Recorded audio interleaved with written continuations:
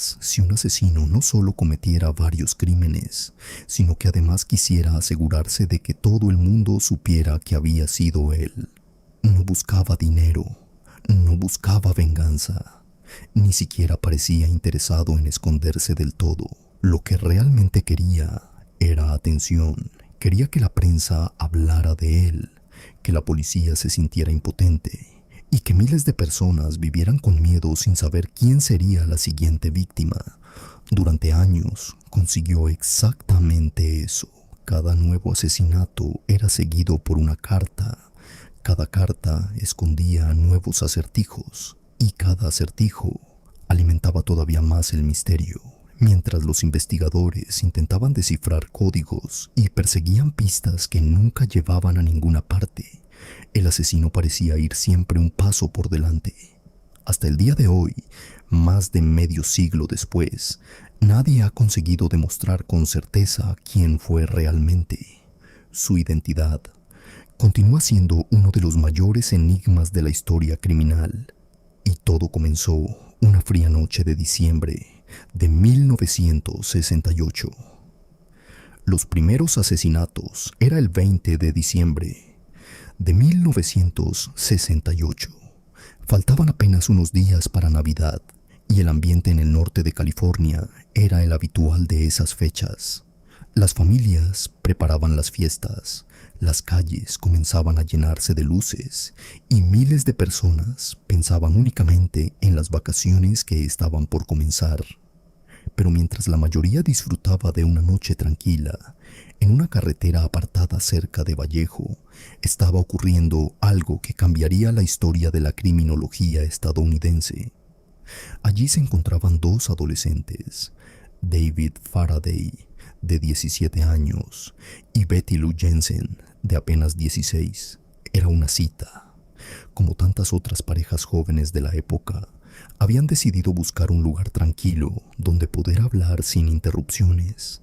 No existían teléfonos móviles, no había cámaras de seguridad, y en aquella carretera apenas circulaban coches a esas horas.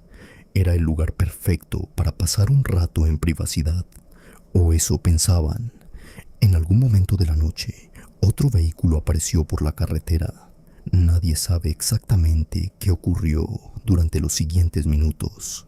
No hubo una discusión, no hubo un robo, no hubo ningún motivo aparente.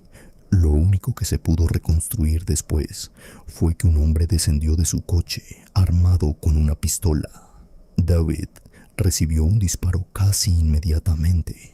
Betty consiguió salir del vehículo e intentó correr desesperadamente por la carretera.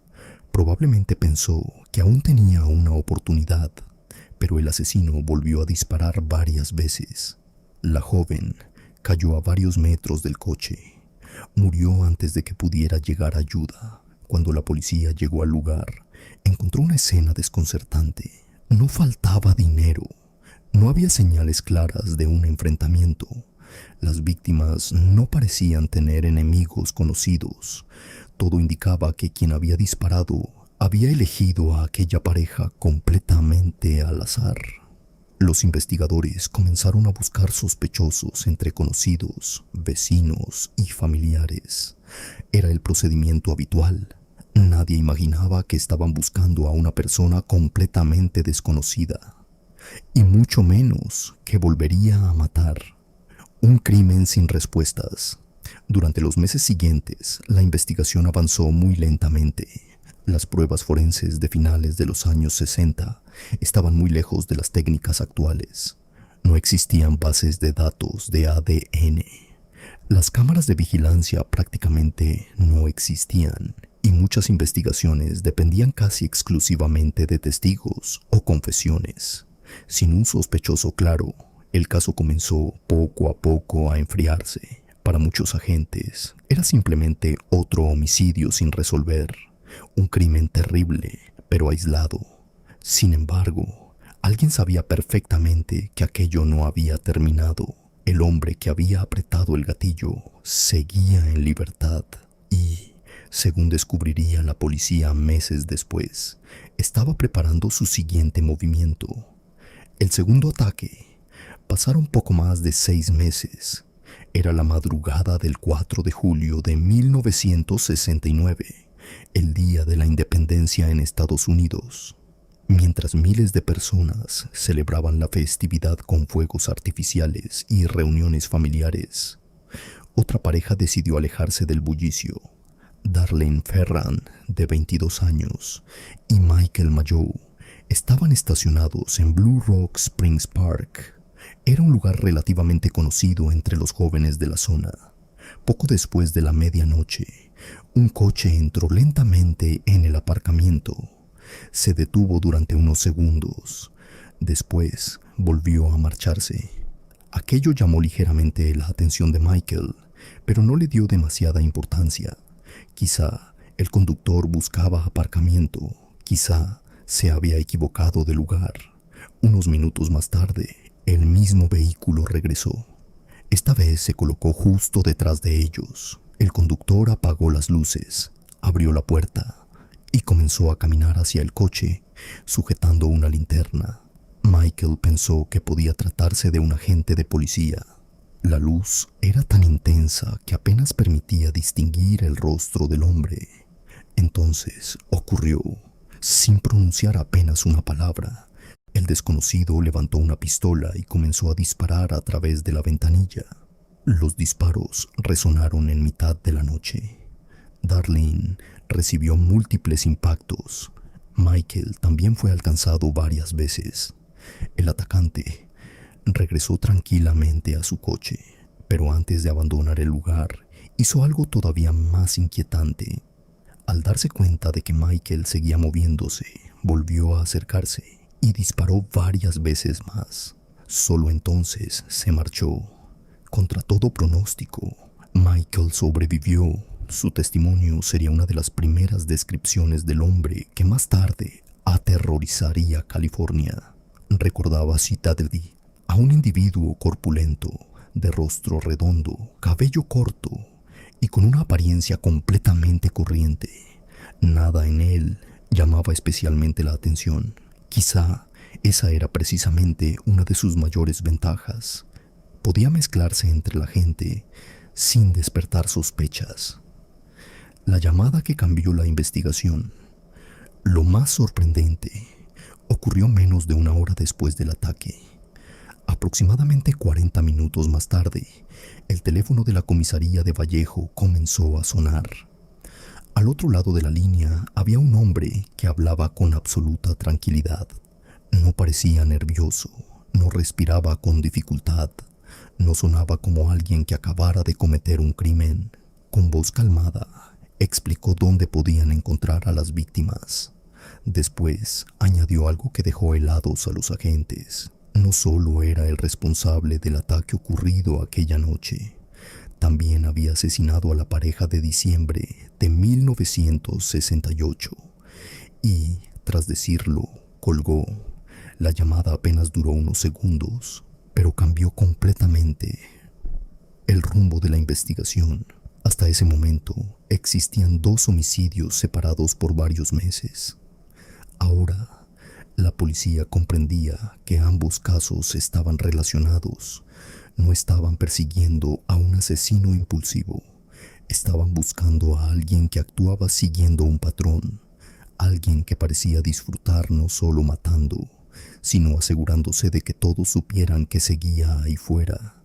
Por primera vez comenzó a surgir una idea inquietante entre los investigadores. ¿Y si aquello era solo el principio? Lamentablemente, lo era. Las cartas. Apenas 3 semanas después, ocurrió algo que nadie esperaba. En diferentes redacciones del norte de California comenzaron a llegar varios sobres escritos a mano. Cada uno iba dirigido a un periódico distinto. Al abrirlos, los periodistas encontraron cartas firmadas por alguien que aseguraba ser el responsable de los asesinatos. Al principio hubo dudas. No era extraño que aparecieran personas intentando atribuirse crímenes famosos para llamar la atención. Pero esas dudas desaparecieron muy rápido. Las cartas incluían detalles que jamás se habían hecho públicos, información que únicamente conocían los investigadores, y el asesino Aquello significaba que quien escribía los mensajes decía la verdad. Sin embargo, eso no era lo más extraño. Dentro de cada sobre había una parte de un enorme criptograma compuesto por cientos de símbolos aparentemente aleatorios. El remitente exigía que los periódicos publicaran el código en primera plana. Si no lo hacían, prometía seguir matando. No era una petición, era una amenaza. Y, por primera vez, la prensa comprendió que se encontraba frente a un criminal completamente diferente. No solo quería escapar de la justicia, quería convertir toda la investigación en un espectáculo, y aquello era apenas el comienzo de un juego que mantendría en vilo a todo un país durante años. El asesino del Zodíaco, el asesino que desafió a toda una nación. Parte 2. El juego del Zodíaco, un mensaje oculto para todo el país. Las cartas llegaron a los periódicos acompañadas de una amenaza muy clara. El autor exigía que el criptograma fuera publicado en portada. Si los medios ignoraban su petición, aseguraba que volvería a matar. Aquello colocó a los periodistas en una situación imposible. Por un lado, publicar el mensaje significaba ceder ante las exigencias de un asesino. Podía interpretarse como darle exactamente la atención que estaba buscando. Pero por otro, ¿qué ocurriría si la amenaza era real? ¿Y si negarse a publicar aquel código provocaba la muerte de más personas? Finalmente, los periódicos decidieron hacerlo. En cuestión de días, cientos de miles de personas contemplaban aquel extraño conjunto de símbolos impresos en las páginas de los diarios. Triángulos, círculos, cruces y caracteres sin sentido aparente llenaban el mensaje. La policía pidió ayuda al público, criptógrafos, profesores, estudiantes, aficionados a los rompecabezas. Todo el mundo intentó descifrar el código. Durante varios días nadie consiguió avanzar, hasta que una pareja de profesores aficionados a los acertijos logró encontrar un patrón. No trabajaban para el gobierno, no eran expertos en inteligencia militar, simplemente disfrutaban resolviendo pasatiempos. Tras horas de análisis, descubrieron que el mensaje utilizaba un sistema de sustitución relativamente sencillo. Cuando terminaron de descifrarlo, el contenido dejó a todos profundamente inquietos. El asesino escribía que disfrutaba matando personas porque, según él, era más divertido que matar animales. También afirmaba que las víctimas se convertirían en sus esclavos en la otra vida. Era un texto perturbador, pero había algo todavía más frustrante. Muchos esperaban que el mensaje terminara revelando su nombre. No fue así. El criptograma acababa de forma abrupta, sin ofrecer ninguna pista definitiva sobre su identidad. Era como si hubiera querido alimentar la esperanza de los investigadores, solo para burlarse de ellos una vez más. El 7 de agosto de 1969, menos de 2 semanas después, una nueva carta llegó a las oficinas del San Francisco Examiner. Comenzaba con una frase que pasaría a la historia. "This is the Zodiac speaking". Este es el Zodíaco hablando. Era la primera vez que utilizaba ese nombre. Nadie sabe con certeza por qué lo eligió. Algunos investigadores creen que estaba relacionado con los relojes de la marca Zodiac, cuyo logotipo recordaba al símbolo que él utilizaba en sus cartas. Otros piensan que simplemente le parecía un nombre misterioso, capaz de infundir miedo. La realidad es que nunca lo explicó. Desde ese momento, la prensa dejó de referirse a él como un asesino desconocido. Ahora tenía un apodo, y los apodos tienen un enorme poder. Son fáciles de recordar. Aparecen en los titulares. Se quedan grabados en la memoria colectiva. Sin quererlo, los medios acababan de ayudar a construir el personaje que el propio asesino estaba creando. Junto a su firma, aparecía siempre el mismo dibujo. Un círculo atravesado por una cruz. Parecía la mira de un rifle. Con el paso de los años, aquel símbolo se convertiría en uno de los más reconocibles de la historia criminal.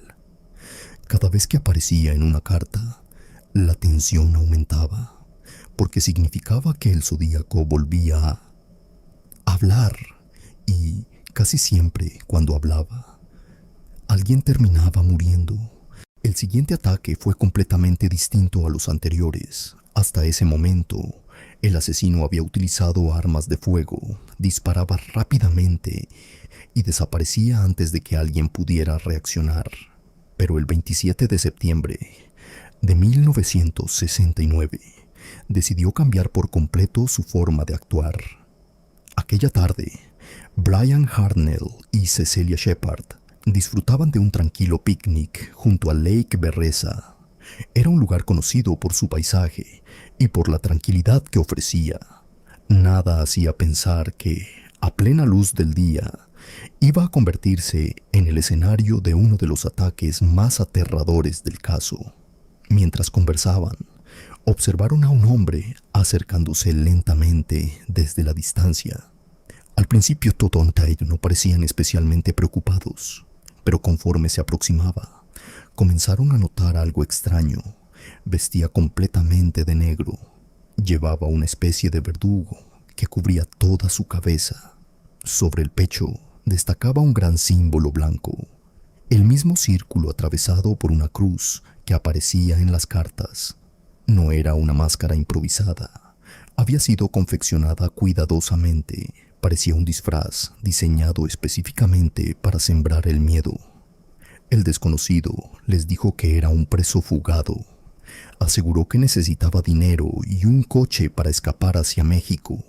Era una historia suficientemente creíble como para no provocar resistencia inmediata. Les ordenó tumbarse en el suelo. Después sacó unas cuerdas y les ató las manos. Brian recordó más tarde que el hombre hablaba con sorprendente tranquilidad. No gritaba, no parecía alterado. Todo lo hacía con una frialdad casi mecánica. Cuando terminó de inmovilizarlos, ocurrió lo impensable. Sacó un cuchillo de grandes dimensiones y comenzó a apuñalarlos una y otra vez. Los gritos rompieron el silencio del lago. Después, tan calmado como había llegado, el agresor caminó hasta el coche de las víctimas. Con un rotulador, escribió en la puerta las fechas de los ataques anteriores y añadió la del crimen que acababa de cometer. Era su firma, una forma de dejar claro que todos aquellos casos estaban conectados. Brian sobrevivió milagrosamente. Cecelia fue trasladada al hospital con heridas gravísimas. Luchó durante 2 días por su vida. Finalmente falleció. Su testimonio y el de Brian ofrecieron algunos de los relatos más detallados sobre el comportamiento del asesino. Pero, aún así, seguía sin haber un nombre, solo un símbolo y un misterio cada vez más grande. Menos de 2 semanas después, el Zodíaco volvió a actuar. Esta vez eligió un escenario completamente distinto. Ya no era una carretera solitaria, ni un parque alejado. El crimen tendría lugar en pleno corazón de San Francisco. La noche del 11 de octubre de 1969, el taxista Paul Stein recogió a un pasajero. Era un servicio aparentemente normal, como cualquier otro. Nada hacía sospechar que aquel cliente iba a convertirse en su asesino. Cuando el taxi llegó a su destino, el pasajero sacó un arma y disparó a Paul en la cabeza. Murió prácticamente al instante, pero el asesino no salió corriendo. Con una calma escalofriante, registró el cuerpo. Después, cortó cuidadosamente un trozo de la camisa ensangrentada del taxista. No era un robo, era un trofeo, un recuerdo que pensaba utilizar más adelante. Varios vecinos observaron parte de la escena desde las ventanas de sus casas y llamaron inmediatamente a la policía. Por primera vez, había testigos directos. La respuesta policial fue rapidísima. Varias patrullas comenzaron a recorrer las calles cercanas, y fue entonces cuando ocurrió uno de los errores más famosos de toda la investigación, el error que pudo cambiar la historia. Mientras los agentes acudían al lugar del crimen, Desde la central de comunicaciones se transmitió la descripción del sospechoso, pero había un problema. Alguien cometió un error. La información enviada por radio describía al asesino como un hombre afroamericano. Sin embargo, los testigos habían visto a un hombre blanco. Esa equivocación tuvo consecuencias enormes. Pocos minutos después, dos policías observaron a un hombre blanco caminando tranquilamente por una calle cercana. Coincidía bastante con la descripción física que más tarde ofrecerían los testigos. Tenía la edad aproximada, la complexión, incluso la ropa. Pero como buscaban a otra persona, no consideraron que fuera sospechoso. Simplemente intercambiaron unas palabras con él y continuaron su búsqueda. Tiempo después, cuando descubrieron el error en la comunicación, muchos investigadores llegaron a una conclusión inquietante. Existe una posibilidad muy real de que aquellos agentes hablaran cara a cara con el asesino del Zodíaco y lo dejaran marchar. Si esa hipótesis es correcta, estuvieron a apenas unos minutos de resolver uno de los casos más famosos del siglo XX, pero nunca pudo demostrarse con absoluta certeza. Como tantas otras piezas de este caso, la verdad quedó envuelta en la duda. Pocos días después del asesinato de Paul Stine, una nueva carta llegó al periódico. Dentro había un pequeño fragmento de tela. Los investigadores lo compararon con la camisa del taxista. Encajaba perfectamente. Era la prueba definitiva de que quien escribía aquellas cartas era también el asesino. El Zodíaco sabía exactamente lo que estaba haciendo. No necesitaba atribuirse los crímenes, podía demostrarlos. Y cada nueva carta era una humillación pública para la policía. Mientras miles de personas seguían con atención el caso en los periódicos y en la televisión, el asesino parecía disfrutar viendo cómo las autoridades eran incapaces de detenerlo. Ya no se trataba únicamente de cometer asesinatos. Aquello se había convertido en un juego macabro en el que el Zodíaco marcaba las reglas y, por el momento, siempre iba un paso por delante. El asesino del Zodíaco, el asesino que desafió a toda una nación. Parte 3. El misterio que nunca desapareció. Un asesino que quería ser recordado.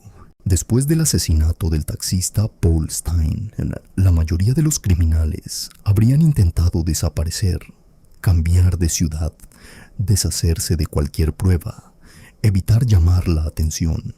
Pero el Zodíaco nunca actuó como la mayoría de los asesinos. Para él, los crímenes parecían ser solo una parte del espectáculo. La otra parte consistía en asegurarse de que todo el mundo hablara de él. Durante los meses siguientes, los periódicos continuaron recibiendo cartas escritas con una mezcla de amenazas, bromas macabras y nuevos criptogramas. En algunos mensajes aseguraba que la policía jamás conseguiría atraparlo. En otros, se burlaba directamente de los investigadores por no haber sido capaces de identificarlo. Incluso llegó a afirmar que caminaba tranquilamente entre la gente mientras todos buscaban al hombre equivocado. Era imposible saber cuánto de lo que escribía era cierto y cuánto formaba parte de su estrategia para sembrar el miedo, pero funcionaba. Cada nueva carta ocupaba titulares. Cada mensaje provocaba reuniones de emergencia entre los investigadores. Y cada aparición del símbolo del Zodíaco recordaba a la población que el asesino seguía ahí fuera. Entre todas las cartas que envió, hubo una que se convirtió en una auténtica obsesión. Era un nuevo criptograma compuesto por 340 símbolos. A simple vista parecía incluso más complicado que el primero. Durante décadas fue analizado por criptógrafos profesionales, matemáticos, especialistas militares y miles de aficionados de todo el mundo. Se escribieron libros, se desarrollaron programas informáticos, aparecieron incontables teorías en revistas y, más tarde, en Internet. Muchos aseguraban haber encontrado la solución, pero ninguna resistía a una comprobación seria. El llamado criptograma de 340 terminó convirtiéndose en uno de los mensajes cifrados más famosos del siglo XX. Y así permaneció durante más de 50 años. No fue hasta 2020 cuando un pequeño equipo internacional de aficionados y expertos consiguió descifrar gran parte del mensaje, utilizando programas informáticos y técnicas de análisis que no existían cuando el asesino envió la carta. El descubrimiento fue noticia en todo el mundo. Después de medio siglo, por fin, se conocería el contenido del mensaje. Sin embargo, la emoción duró poco. El texto no revelaba su identidad, no contenía una confesión definitiva, ni siquiera explicaba por qué había cometido los asesinatos. En lugar de eso, el Zodíaco volvía a burlarse de quienes intentaban capturarlo. Escribía que no le preocupaba morir porque, según su particular visión del mundo, sus víctimas lo estarían esperando en la otra vida para servirle como esclavos. Era el mismo delirio que ya había mencionado años antes. Después de tanto tiempo, el mayor misterio seguía exactamente igual. Nadie sabía quién había escrito aquellas palabras. Con el paso del tiempo, el contenido de las cartas se volvió todavía más inquietante. El Zodíaco ya no hablaba únicamente de asesinatos. En varias ocasiones aseguró que estaba construyendo bombas capaces de destruir autobuses escolares. Incluso dibujó supuestos esquemas de los explosivos y explicó dónde pensaba colocarlos. La idea aterrorizó a miles de familias. Durante semanas, muchos padres tuvieron miedo de dejar que sus hijos fueran solos al colegio. Los conductores de autobuses recibieron instrucciones especiales para vigilar cualquier objeto sospechoso en la carretera. La policía dedicó una enorme cantidad de recursos a investigar aquellas amenazas. Por suerte, nunca apareció ninguna bomba relacionada con el Zodíaco. Muchos investigadores creen que jamás tuvo intención de llevar esos planes a cabo. Lo que realmente buscaba era mantener viva la atención del público. Había comprendido algo muy importante. No hacía falta matar constantemente para seguir siendo noticia. A veces bastaba con enviar una carta. Conforme pasaban los años, comenzaron a aparecer decenas de sospechosos.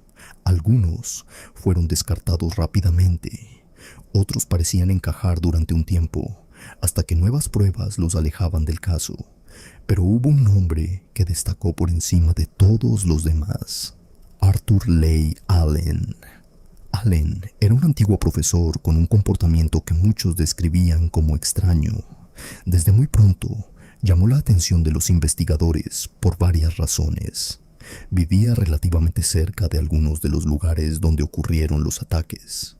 Conocía determinadas zonas frecuentadas por las víctimas y, según algunos testimonios, había hablado en el pasado sobre la idea de matar personas y llamarse Zodiac. Además, poseía un reloj de la marca Zodiac, cuyo logotipo era muy parecido al símbolo utilizado por el asesino. Con el paso de los años, aparecieron más indicios. Varios testigos afirmaron que su aspecto físico recordaba al retrato robot elaborado por la policía. Su casa fue registrada. Su vehículo fue inspeccionado. Incluso se comparó su escritura con la de las cartas. Durante mucho tiempo, muchos investigadores estuvieron convencidos de que habían encontrado al culpable, pero siempre aparecía el mismo problema. Las pruebas concluyentes nunca llegaban. Las huellas dactilares no coincidían de forma clara. Las comparaciones caligráficas ofrecían resultados contradictorios. Y las muestras de ADN disponibles tampoco permitieron relacionarlo de manera definitiva con las cartas. Arthur Leigh Allen murió en 1992. Nunca fue acusado formalmente de ser el Zodíaco, y con su muerte, una de las principales líneas de investigación quedó prácticamente cerrada. Después de Allen, surgieron muchos otros nombres. Cada cierto tiempo, algún escritor, detective retirado o investigador independiente anunciaba haber descubierto la verdadera identidad del asesino. Algunos señalaban a antiguos militares, otros a policías. Incluso hubo quienes defendieron que el Zodíaco no era una sola persona, sino varias actuando juntas. Ninguna teoría consiguió convencer por completo a las autoridades. El problema siempre era el mismo. Las coincidencias podían parecer llamativas, pero las pruebas definitivas seguían sin aparecer. Con el paso de las décadas, muchos de los investigadores originales fallecieron. También desaparecieron algunos testigos, y numerosas evidencias se deterioraron con el tiempo. Resolver el caso era cada vez más complicado.